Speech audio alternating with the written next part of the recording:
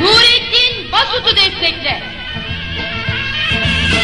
Gençler, yiğitliğiyle kahramanlıklar yaratmış bir halkın evlatlarıyım. Şanımıza yakışan aday, bağımsız aday Nurettin Basut'tur. Ben ki yalnızlığımı öfkeli bir bıçak gibi taşıdım yüzümde ve hızlı yağmurlar gibi sevdim yaşamayı. Ben ki korkuyu paslı bir kağıt gibi yırttım attım yüreğimden ve güneşin altında ıslak tüten toprağı bir avuç çiçek gibi içime baktım.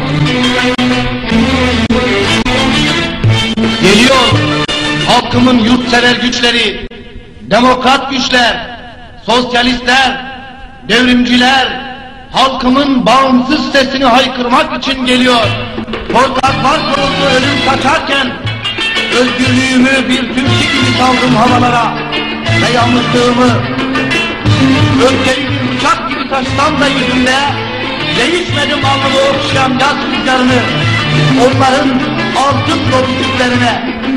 Ben ki kırdım tutsaklık çemberlerini ne varsa ve korkuyu paslı bir kal gibi yıkıp attım yüreğimden. Her bir şey hep kar yavarak par edin kur. Bizi yekik ya gerekir. Jibo azadi, jibo rojenpoş, jibo aşidi, jibo demokrasi, dert bir dert, mül mü mül, Alikarya namzedin Fethoykin, Hışkirya Nurettin Basut bikin.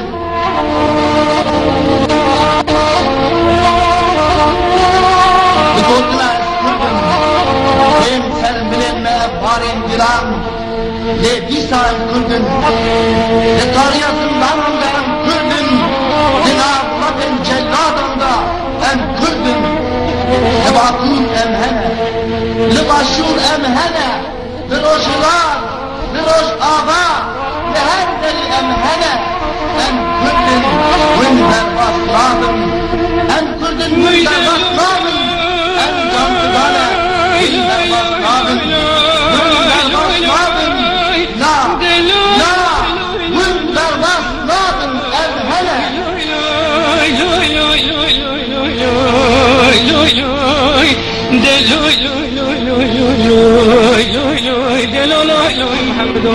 Düzen partilerine güvenme, onlardan medet umma, kendi sesini, kendi türkünü dinle, seni reddeden, seni inkar eden, kokuşmuş düzenin çürümüş partilerine oy verme, kendi geleceğini kendin kur, yüksek özgürlük sesini, Nurettin Basut'u destekle.